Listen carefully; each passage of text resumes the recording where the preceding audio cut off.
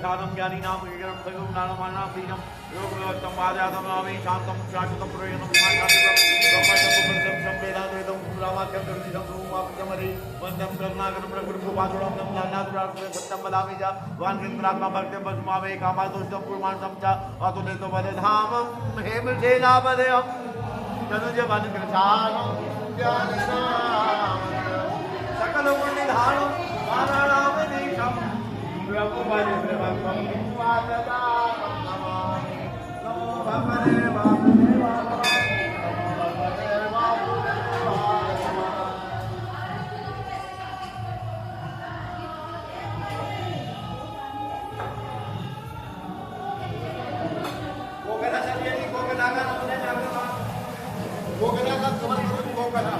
इधर चल रही है।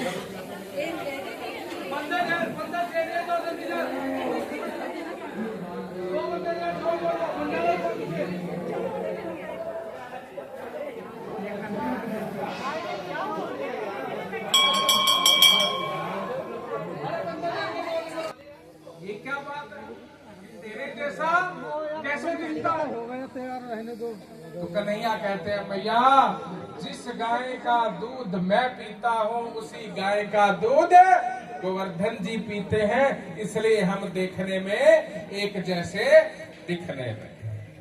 बोलिए कृष्ण कन्हैया लाल की जय। तो गोवर्धन पूजा जो है, हाँ जी माता जी, गोवर्धन पूजा जो है वो वर्ष में एक दिन नहीं करनी, वो प्रतिदिन करनी है।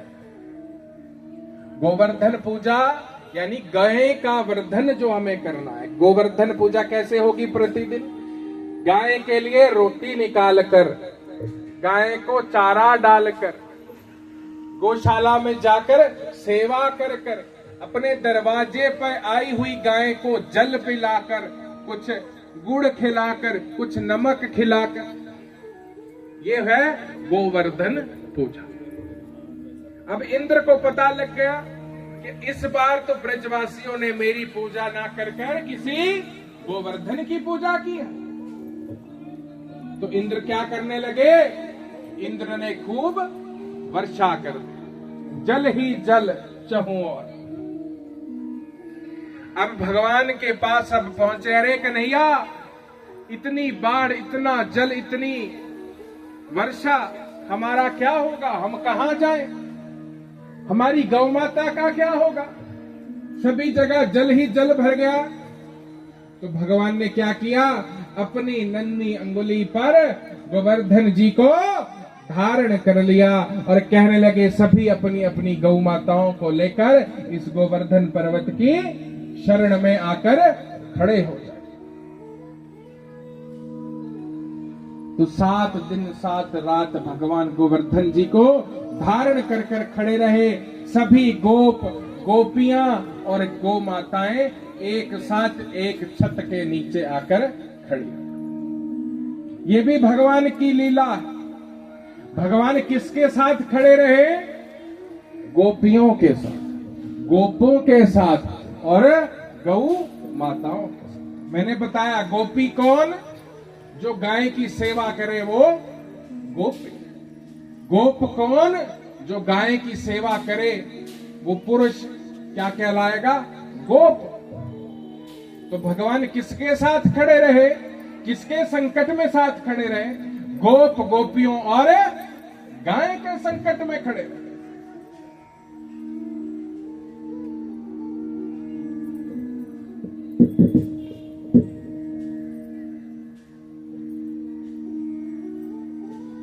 और इसी गौ माता का दूध पीने के बाद भगवान ने इस धरती को एक बड़ा ज्ञान दिया। क्या दिया? महाभारत के युद्ध में भगवान ने यही गाय का दूध पीकर गीता दे दी। गीता जैसा ज्ञान भगवान के मुख से क्या निकली? गीता।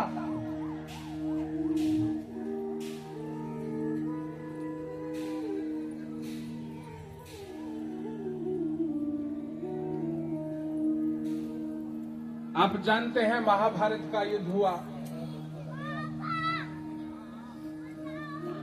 पांडव अज्ञातवास में गए और जाकर 13वां साल जो था वो कहां पर शरण ली? राजा विराट के। कहां पर शरण ली? राजा विराट के। बोलिए बांके बिहारी लाल की जय। बोलिए बांके बिहारी लाल की जय। बोलिए बांके बिहारी लाल की जय। अच्छा, कथा सुननी है या आरती करवाऊं? हाँ जी, बैठ जाओ फिर।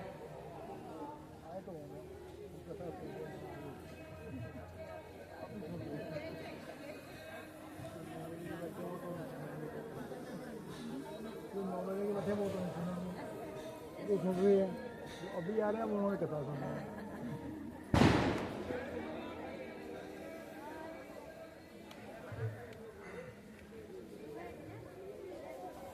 बोले बांके बिहारी लाल, बोले कृष्ण कन्हैया लाल की जय। तो पांडवों ने कहा शरण ली? राजा विराट। और गो सेवक बनकर उनकी गौशाला में जाकर सहदेव कहने लगे कि मैं पांडवों की गौशाला की जो व्यवस्था है, जो वहां का मैनेजमेंट है माने, वो मैं संभालता था। मुझे पता है कि किस गाय को कहां पर रखना है, कितनी उनकी संख्या है, उनकी गिनती मुझे पता है। तो महाराज मैं आपकी गौशाला की पूरी व्यवस्था अच्छे से संभाल सकता। रूप बदल कर गए थे वो पांडव, अपना रूप बदल कर गए विराट जी के यहाँ और कहने लगे कि हम गौ सेवक हैं, हमें पता है गाय की मैनेजमेंट, हमें पता है गौशाला की। जो पांडव हैं उनके पास इतनी लाख गायें हैं और उसकी पूरी जो व्यवस्था है वो हम देखते हैं। और अब हम आपकी गौशाला में कार्य करना चाहते हैं, तो आप हमें अपने गौशाला में गौ सेवा का कार्य दे दीजिए। तो उनकी बात सुनकर बड़े प्रभावित हुए राजा विराट और गौ सेवा में उनको नियुक्त कर दिया। दुर्योधन को गुप्तचरों से पता लगा कि जो पांडव हैं वो किसी राजा के यहां छिपे हुए। तो दुर्योधन ने अपनी दुर्मति का प्रयोग किया और क्या कहता है दुर्योधन कि एक काम करो कि गौशाला के ऊपर जाकर हमला कर दो, अगर तो पांडव वहां छिपे होंगे तो गौ रक्षा के लिए उनको बाहर निकलना ही पड़े, क्योंकि वो जानता है कि पांडव जो है वो बड़े गोधर्म को निभाने वाले गोसेवक हैं, गोरक्षक हैं। तो हमला कर दिया राजा विराट की गौशाला। 60,000 गौ माताएं राजा विराट की चुरा ली गई। लेकिन पांडव बाहर निकले, युद्ध किया और 60,000 उन गौ माताओं को जो चुराई गई थी उनको वापस राजा विराट की गौशाला में लेकर आ गए। यहीं पर उनका वनवास जो है पूर्ण हो। ऐसे ही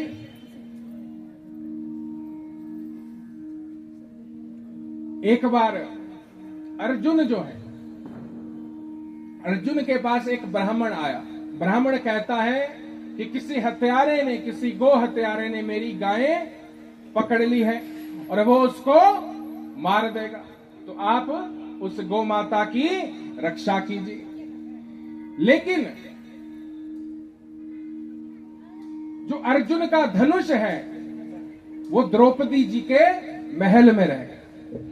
अब ऐसी व्यवस्था बनाई थी, ऐसा नियम बनाया था कि एक एक करके जो है पांडव वो महल में जाते थे, समय होता था।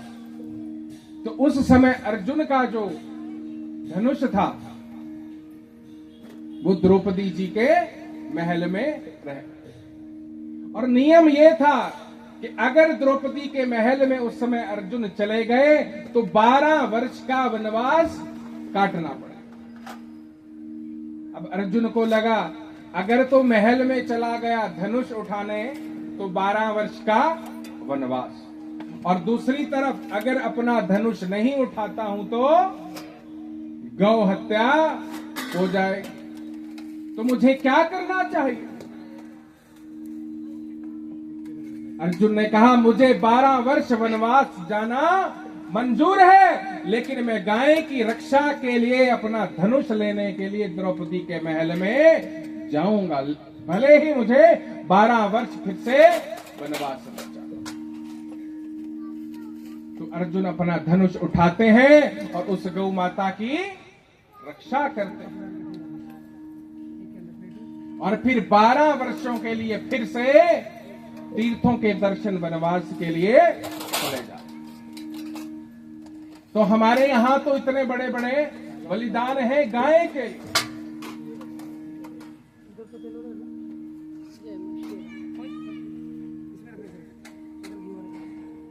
राजा परीक्षित की कथा आपने सुनी हो। श्रीमद् भागवत जी की कथा किसने सुनी है? भागवत जी की कथा कौन कौन सुन चुका है? तो आपने सुना कि राजा परीक्षित हुए और राजा परीक्षित को भगवान ने दर्शन दिए कहां पर? उनकी माता के उत्तरा के गर्भ में भगवान प्रकट हो गए, क्योंकि ब्रह्मास्त्र चला दिया गया। तो जब राजा परीक्षित को राजा बना दिया गया तो वो अपने नगर में निकले कि देखूं कि धर्म की व्यवस्था क्या है, नियम कैसे चल रहे हैं, कानून कितने लागू हैं। तो क्या देखते हैं, एक नंदी और एक गौ माता खड़े रो रहे हैं। उस नंदी बाबा की 3 टांगे नहीं काट ली गई हैं। किसने काट ली? कलयुग आ गया। क्योंकि नंदी साक्षात कौन है? धर्म है। नंदी कौन है? साक्षात कौन है? धर्म। तो धर्म के 3 पग कट गए कलयुग। तो राजा परीक्षित ने देखा, अरे मेरा राज्य है और उसमें गौ माता रो रही है, अरे नंदी के 3 पग जो है वो काट दिए गए हैं, तो राजा परीक्षित ने अपनी तलवार निकाली और देखा सामने एक पुरुष खड़ा है, कलयुग रूपी पुरुष खड़ा है। अरे तुम्हारी ये हिम्मत कि तुम मेरे राज्य में रहकर गौ माता के ऊपर अत्याचार करो, तो मैं तुम्हें आज ही मार दूंगा। तो कलयुग झुक गया, हाथ जोड़कर खड़ा हो गया कि हे राजन, मैं इस गाय को छोड़ दूंगा, आप मुझे क्षमा कीजिए। राजा परीक्षित ने कहा मेरे राज्य से बाहर जाना होगा, तुम्हें मेरे राज्य में टिकने की अनुमति नहीं मिलेगी। तो काश ऐसे राजा, परीक्षित जैसे राजा आज भी होते। आज भी तो राजा परीक्षित जैसे राजाओं की आवश्यकता है, जो कहे कि मेरे राज्य में, मेरे देश में गौ हत्या होने नहीं दूंगा, नहीं दूंगा, नहीं दूंगा।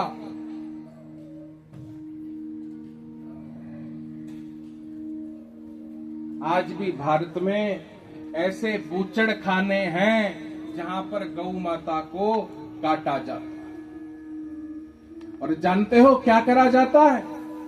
अब ये व्यवहार की बात बता रहा हूं, कथा से पृथक। कई बार हम लोग ऐसे चीजों का इस्तेमाल करते हैं जिसमें गौ माता का मांस का भी प्रयोग होता है, जैसे जूते, जैसे बैग, बेल्ट। आपने देखा होगा, बोलिए गैया मैया की जय।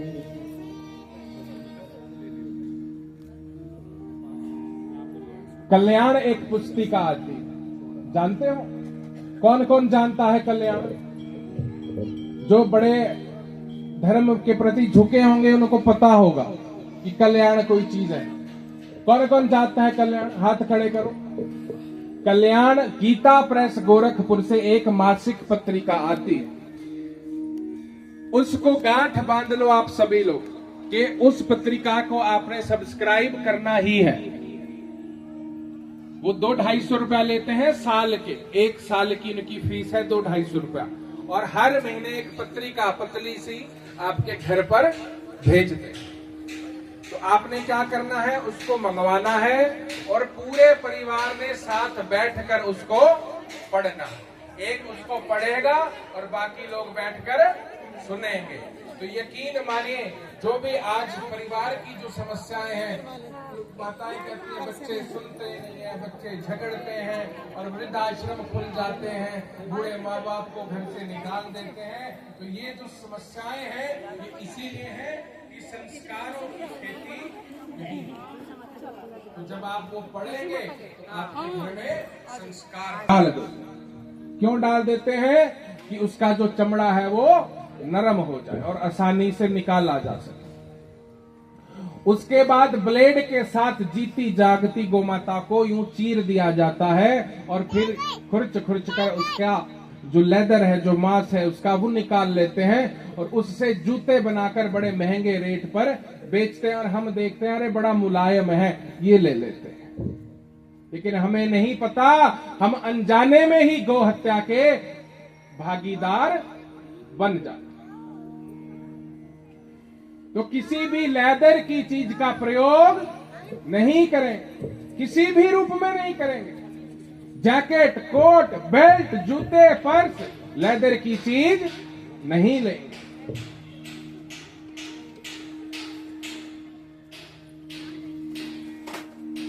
तो कथा कहां चल रही थी?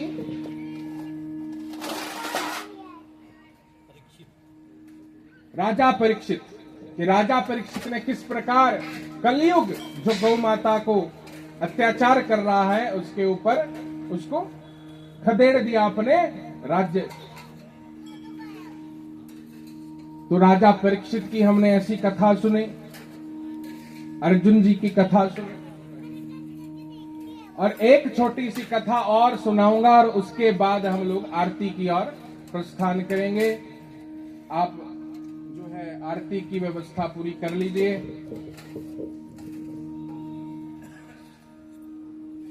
एक हुए दाना भगत। कौन हुए? कौन हुए? एक छोटा सा बालक और उसके यहां कौन आए? संत आ गए। अब संत अपने साथ लेके आए छोटे से शालीग्राम जी। किनको लेकर आए? शालीग्राम जी को। ठाकुर सेवा।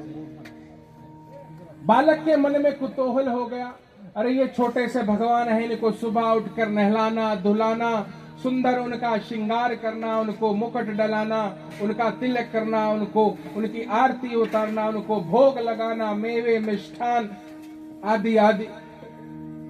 तो बालक जिद करने लगा कि मुझे ये चाहिए, मुझे ये चाहिए। अब संतों के ठाकुर संत कहां देने वाले? तो संतों ने क्या किया कि चुपके से जाकर नदी से एक पत्थर ले आए काला सा, और अपने ठाकुर के स्थान पर उस नदी के पत्थर को रख।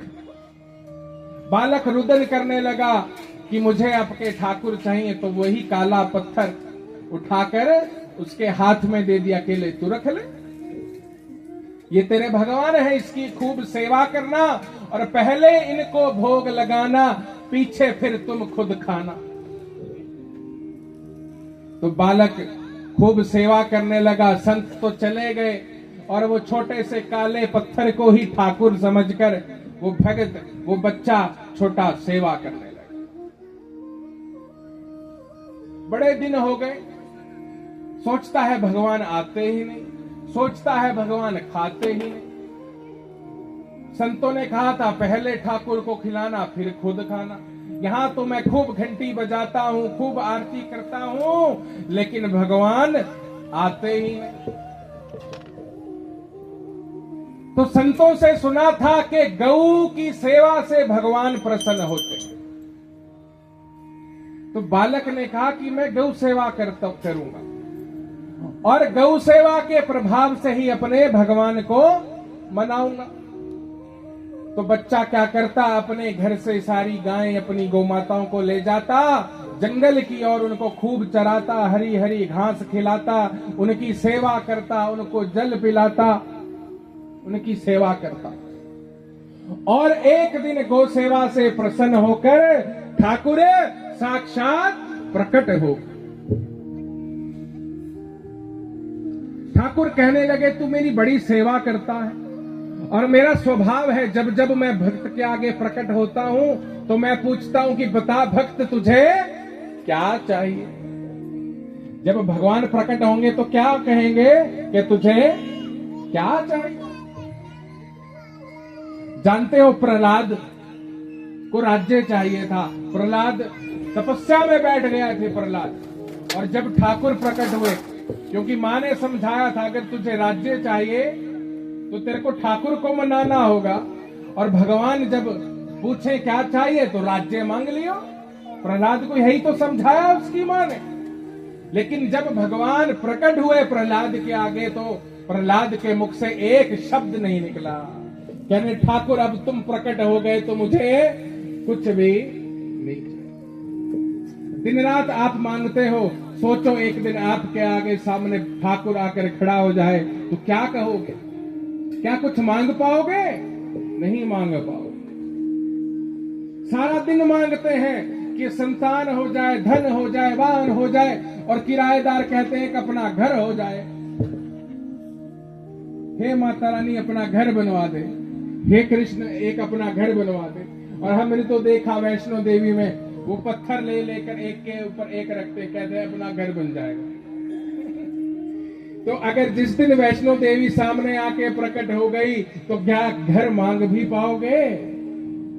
जिस दिन श्री कृष्ण सामने आके प्रकट हो गए तो क्या मांग पाओगे? तो कहोगे कि ठाकुर अब तुम मिल गए, अब कुछ नहीं चाहिए, अब कुछ चाहिए नहीं। उस दिन शायद अश्रुओं की धार भी रुक ना पाए, उस दिन आप आंसू भी अपने कंट्रोल ना कर पाओ, जिस दिन भगवान सामने प्रकट हो जाए। तो आज इस भक्त बालक गौ सेवा का प्रताप हुआ कि भगवान सामने प्रकट हो गए। तो भगवान कहते हैं कि मैं तो देने आता हूं, मांग क्या मांग सकता है? कोई काम हो तो बता।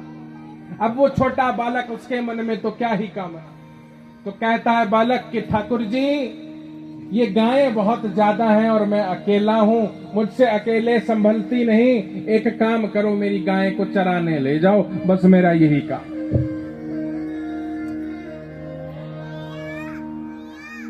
अब बच्चे की भक्ति देखकर ठाकुर भी विवश हो गए और कहने लगे, भाई इस बात का तो बड़ा अनुभव है, मुझे गाय चराने का तो बड़ा अनुभव है। तो उस बच्चे की गाय चराने ठाकुर प्रतिदिन प्रकट होते और उसकी गाय चराते। अब एक दिन संत वापस आ गए नगर में। उस बालक को पूछा, अरे तेरा ठाकुर कहाँ है? वो नदी का पत्थर, वो काला पत्थर गोल मटोल सा, वो कहाँ है? तो बच्चा कहता है, धन्ना भगत कहता है कि मेरा ठाकुर मेरे पास नहीं, वो तो गायें चराने गया हुआ है। तो संत कहते हैं, अरे ये क्या बात हुई? पागल बनाता, छोटा था तो जिद करता था, अब बड़ा हो गया तो इसने झूठ बोलना भी सीख लिया। ये कहता है कि वो पत्थर जो हमने नदी से निकाला वो गायें चराने गया है। तो संत कहते हैं, जा हमें भी दिखा, कहां है तेरा ठाकुर, कहां पर गाय चरा रहा है?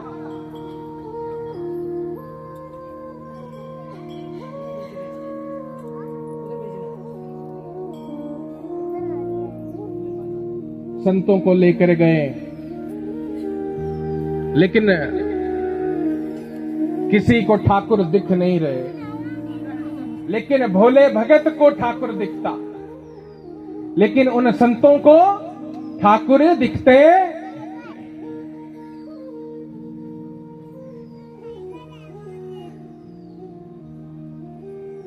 संत कहने लगे, रे झूठ बोलता है, मूर्ख बनाता है, कहां है तेरा ठाकुर?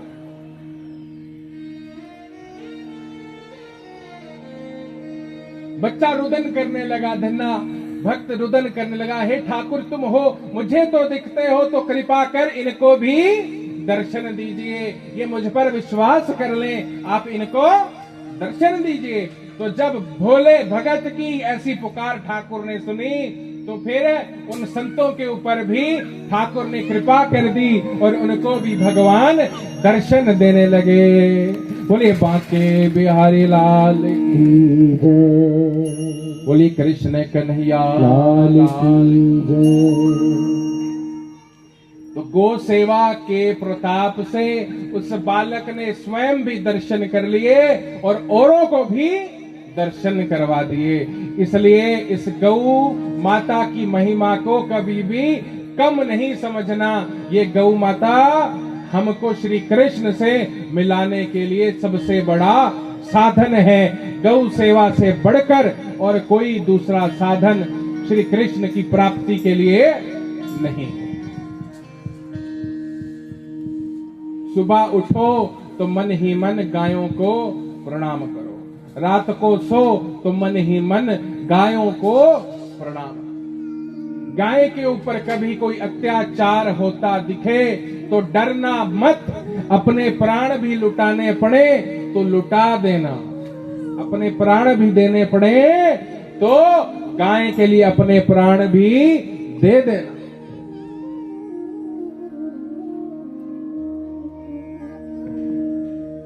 ये ऐसा समय है जो बड़ा कठिन है। कहते हैं ना, कठिन कली काल है। ये जो कली काल है ये बड़ा कठिन है। कठिन किसके लिए है?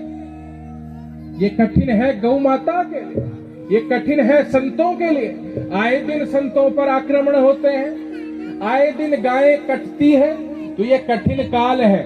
और इस कठिन काल में हम सनातनियों को जागना होगा, जागृत होना होगा। बड़े बड़े मठ आश्रम तब तक हैं बेकार जब तक प्यारी गौ माता दिख रही लाचार। ये मन के कुछ भाव हैं जो कई बार निकलते हैं कि बड़े बड़े मंदिर बना लेना से भी कुछ नहीं होगा, बड़े बड़े आश्रम खड़े कर देने से भी कुछ नहीं होगा, जब तक हमारी गौ माता सड़क पर खड़ी है।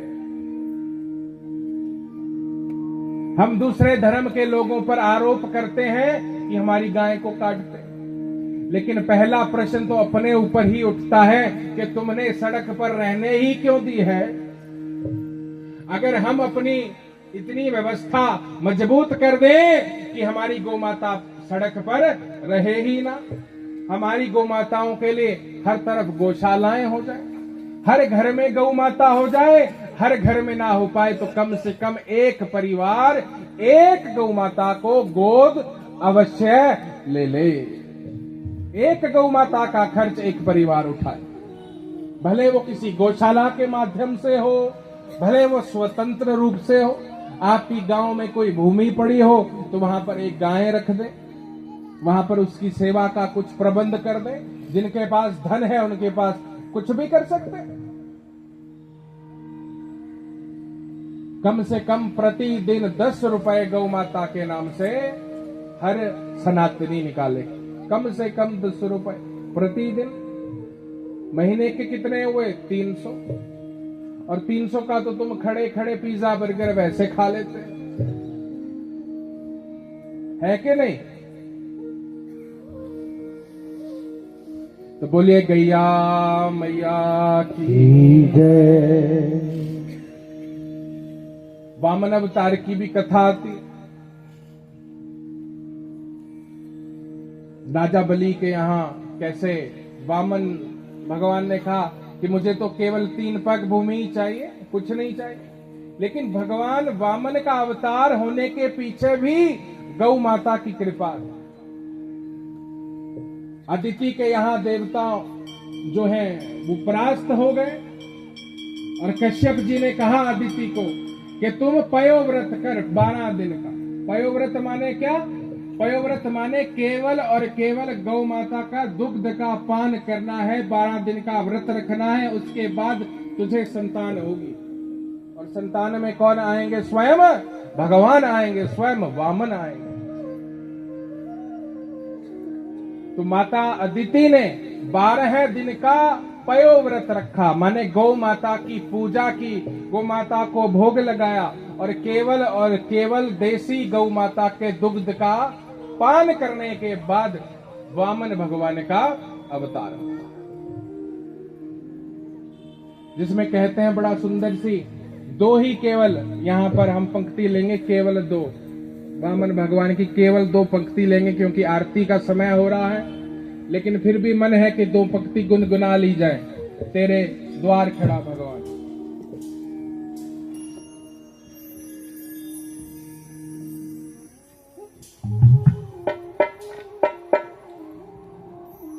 तेरे द्वार खड़ा भगवान, भगत भर दे रे झोली, भगत भर दे रे झोली। तेरे द्वार खड़ा भगवान, भगत भर दे रे झोली, हाँ भगत भर दे रे झोली। भीख मांगने आया तेरे दर, जगत का पालनहारा। भीख मांगने आया तेरे दर, जगत का पालनहारा।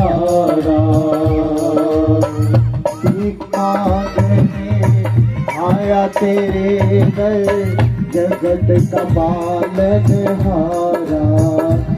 तेरी ऊंची बड़ी है शान, के युग युग बीते रहे तेरा नाम, भगत भर दे रे झोली, हाँ भगत भर दे रे झोली।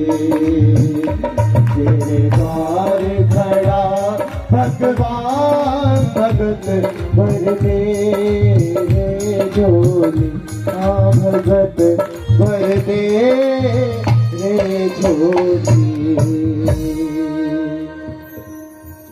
बोलिए गैया मैया की जय।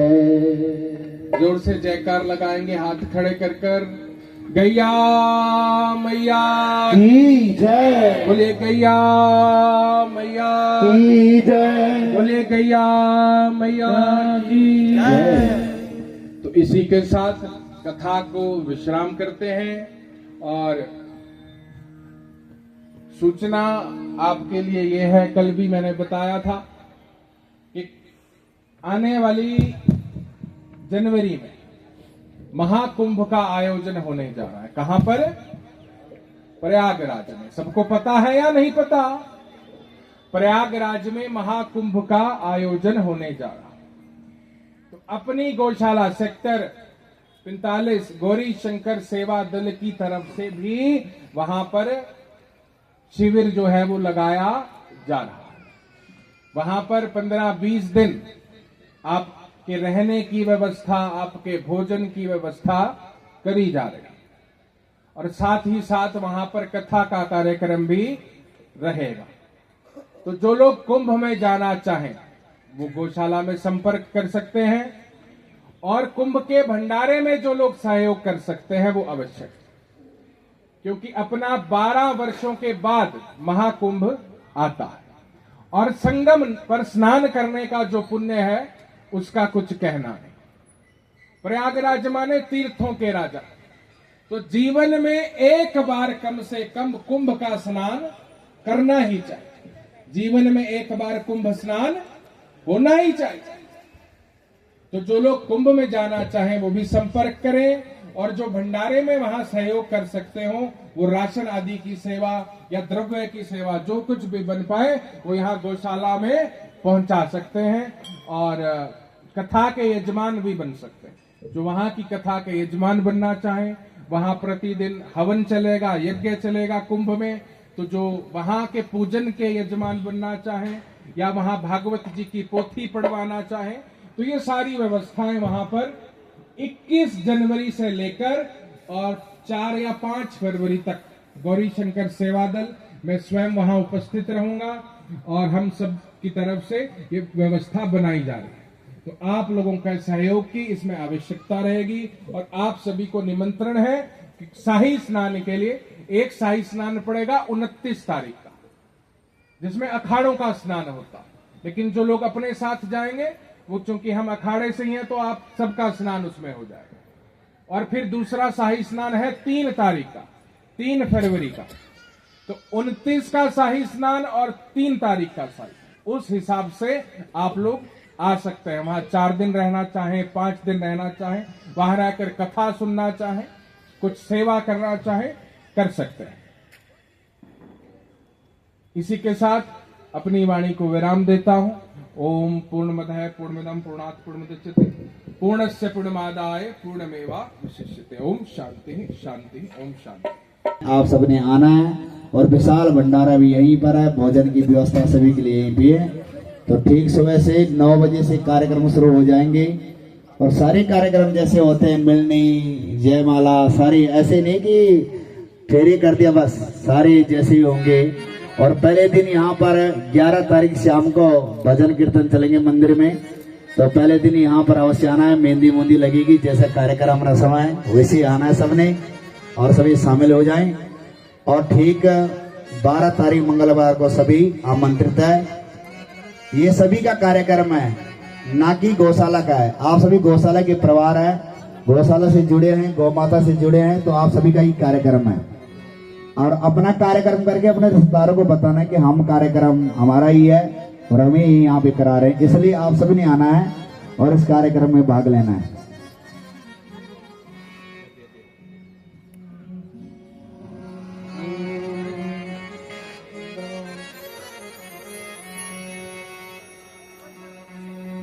चंद्रमा मनसो जात चक्षो सूर्यो अजायता श्रोत्राद्वैस्य प्राणस्य मुखं दग्निरजायता इदगुंघवे प्रजननं मे अस्तो दशवीरगुं सर्वगणागुं सस्ताये आत्मसने प्रजासने पशुसन्य लोकसन्य वैसने अग्निं प्रजनां मे करो त्वन्नं पयोरे तस्माशुदता जले ज्वाला तले ज्वाला ज्वालाकाशमण्डले त्रिलोकनीं व्यापिनीं ज्वाला दीपज्वाला नमस्तुते।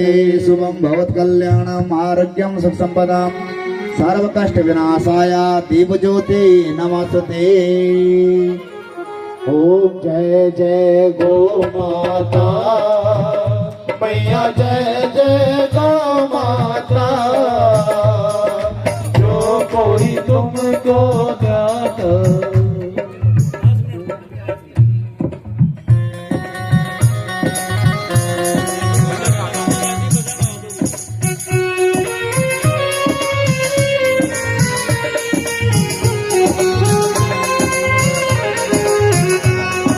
सजा दो घर को दुल्हन सा, सजा दो घर को गुलशन सा। मेरी गो माता आई है, सजा दो घर को गुलशन सा। मेरी गो माता आई है, मेरी गो माता आई है, मेरी गो माता आई है, मेरी गो माता आई है, मेरी गो माता आई है, मेरी गो माता आई है। लगे कुटिया भी दुल्हन से, लगे कुटिया भी दुल्हन से। मेरी गो माता आई है, सजा दो घर को गुलशन सा। मेरी गो माता आई है। ओम जय जय गौ माता मैया, जय जय गौ माता। जो कोई तुमको ध्याता, जो कोई तुमको ध्याता, त्रिभुवन सुख पाता। ओम जय जय गो माता। सुख समृद्धि प्रदायनी, गो कृपा से मिले मैया, गो की कृपा से मिले। जो करे गो की सेवा, जो करे गो की सेवा, फल मेरी पति गले। ओम जय जय गो माता। आयो विकास जन जन की माई, ओ मैया जन जन की माई। शत्रु मित्र सुख जाने, शत्रु मित्र सुख जाने, सबकी सुखदाई। ओम जय जय गो माता।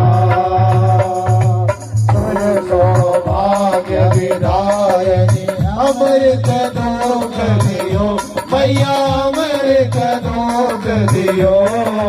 अखिल विष नर नारी, अखिल विष नर नारी, शिव अभिषेक कियो। ओम जय जय गो माता।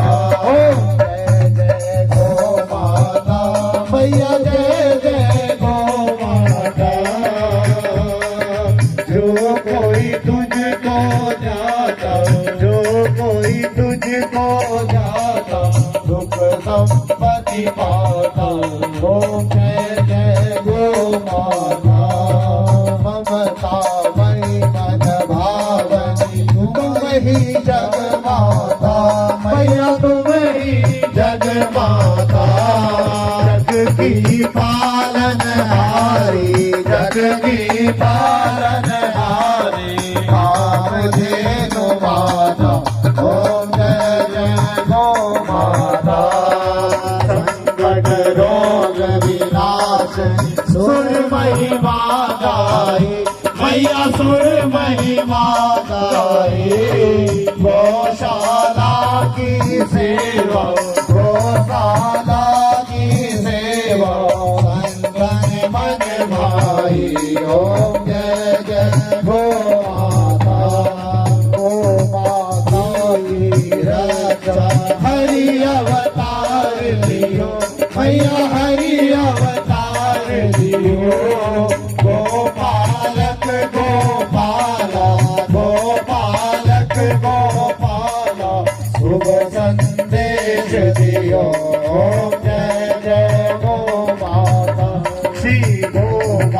माता जी की आरती जो कोई सुत गावे मैया जो कोई सुत गावे पदम कहते वो तरणी पदम कहते वो तरणी भव से तर जाओ ओम जय गो माता ओम जय गो माता मैया जय गो माता जो कोई तुमको ध्याता जो कोई तुमको ध्याता देववन सुख दाता ओम जय गो माता ओम जय गो माता ओम जय गो माता बोले गैया मैया की बोले बांके बिहारी बिया तेरी आरती गाओ शिवा के बिहारी तेरी आरती गाओ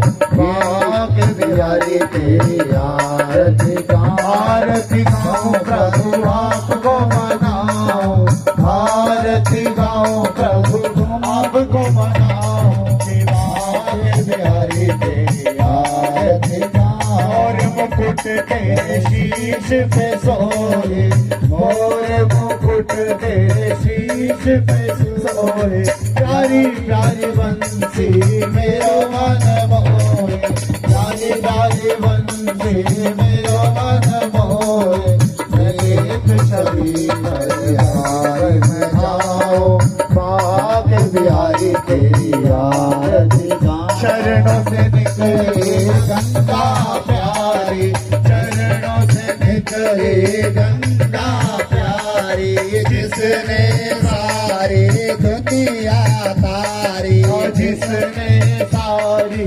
दुनिया तारी चरणों के दर्शन पाओ आगे बिहारी तेरी आरती गाओ श्री हरिदास के प्यारे तुम हो श्री हरिदास के प्यारे तुम हो मेरे मोहन जीवन धन हो मेरे मोहन जीवन धन मैं देख योगल छवि बलिदाओ आगे बिहारी तेरी आरती गाओ दास अनाथ के नाथ आप हो दास अनाथ के नाथ आप हो दुख सुख जीवन प्यारे साथ आप हो सुख दुख जीवन प्यारे साथ आप मैं हरे चरणों में शरण पाऊं आगे बिहारी तेरी आरती गाओ आगे बिहारी तेरी आरती गाओ आगे बिहारी तेरी आरती गाओ कर्पूर घोरं करुणावतारं संसार सारं भुजगेन्द्रहारं सदा वशं हृदयारविन्दे भवं भवानी शयितं नमां त्वमेव माता च पिता त्वमेव बन्धो च सखा त्वमेव विद्या द्रविणं त्वमेव सर्वं मम देवदेव त्वमेव सर्वं मम वासुदेवा मातार्द्राणां द्वैता वसूनां स्वस्वादित्यानां व्रतस्य न चिता सत्यस्य मायस्य देवी गोदेवी देवी नमो नमन्ता मन्त्रहीनं क्रियाहीनं भक्तिनं श्रीश्वरा यजवोस्तमया देवं परिपूर्णं तदस्तु मे नानासुगन्धपुष्पाणि यथा कालोद्भवानि च पुष्पाञ्जलिमया दत्तं ग्रहणीयं बोलो शंकर भगवान की तो सनातन धर्म की अधर्म का प्राणियों में विश्व का गौ माता की भारत माता की गायत्री मैया की सदर भगवान की पवन शतमान की लक्ष्मण भगवान की गौ माता की जगत जननी मैया की राधा कृष्ण भगवान की पूज्य गुरुदेव महाराज की पूज्य व्यासदेव भगवान की सत्य सनातन धर्म की जय करो वीर बजरंगे हर हर जय करो वीर बजरंगे हर हर जय करो वीर बजरंगे हर हर महादेव। यानि कानि च पापानि जनजमान्त कृतानि च तानि तानि संतोपदक्षिणां पदे पदे।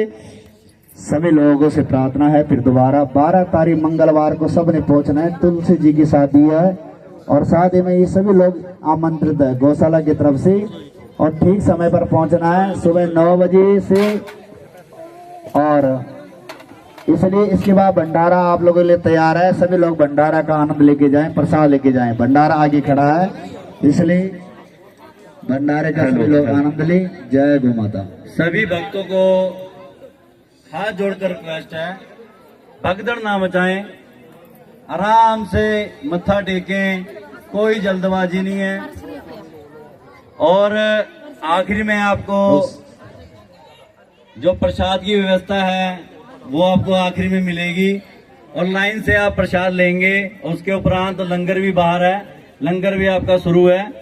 और 12 तारीख को जैसे कि पंडित लाखीराम जी ने बताया है, 12 तारीख को तुलसी विवाह का यहाँ पे कार्यक्रम है, और भगवान शालिग्राम और माता तुलसी की शादी का जो प्रोग्राम है, उस वक्त भी आप इसी सभी के सभी यहाँ पर जरूर पहुंचे। माताओं से कृपया मेरे हाथ जोड़कर विनती है, आराम से। और आगे जोत भी लगी है, अपने कपड़ों को भी ध्यान रखना है। और आज गोपाष्टमी में बिल्कुल आनंद आ गया आज गुरु जी के मुख से गौ माता की कथा सुनकर। और कुंभ में भी आप पंडित लाखीराम जी से 12 तारीख के बाद आप संपर्क करें।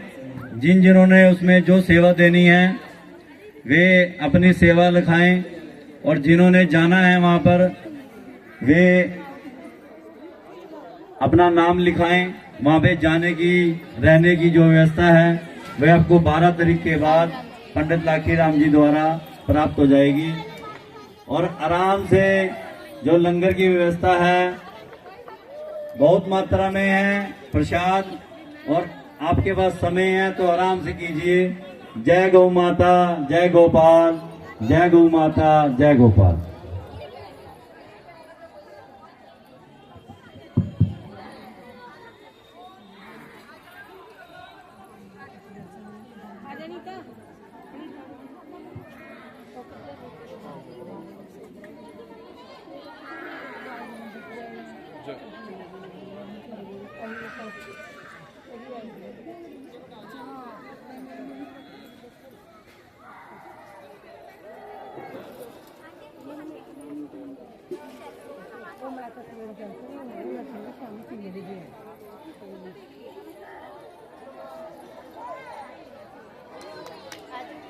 मंदिर में जाते हैं।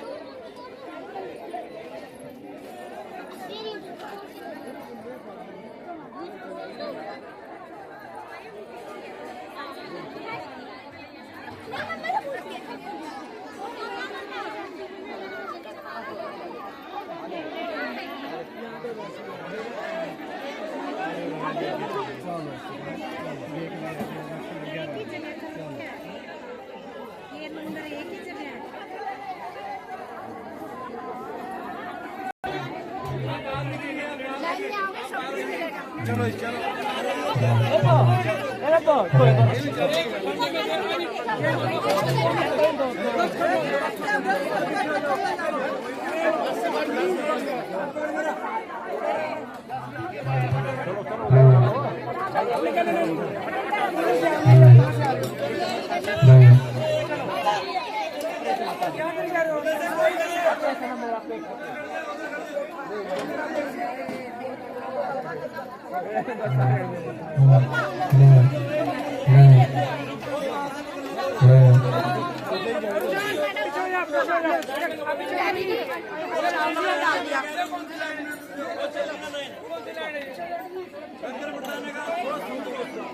अकेले में बात नहीं चलो बैठो उधर नहीं हलवा ले ले पूरी ले ले नहीं कोई पहले जनता के लिए बना रखे हैं। मिलेगा कुछ मिलेगा।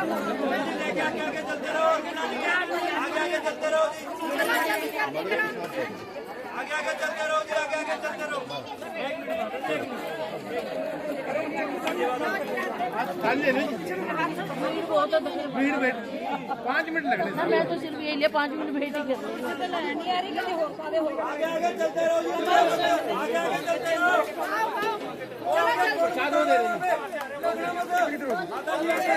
चलो जी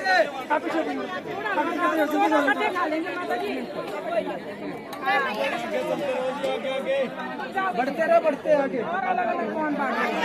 चलो भैया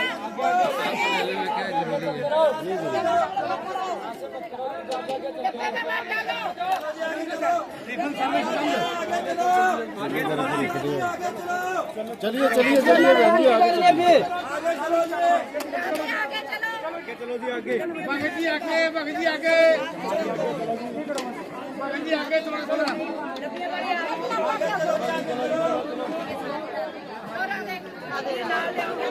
चलो भगत जी आगे। धन्यवाद जी।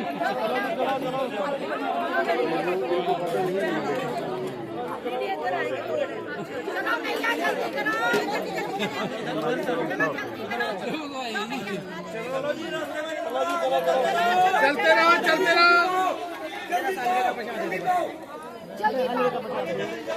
चलो भैया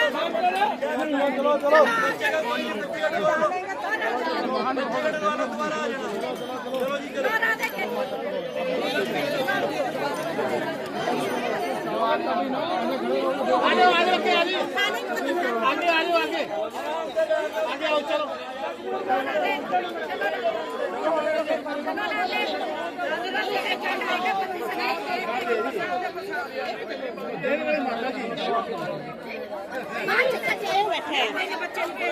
चलो बेटे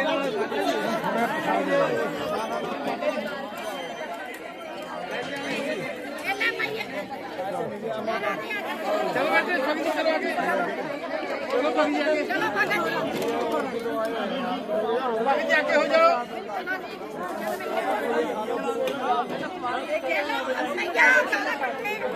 आगे आगे आगे फटाफट चलो चलो फटाफट आ जाओ फटाफट चलो उतर जी।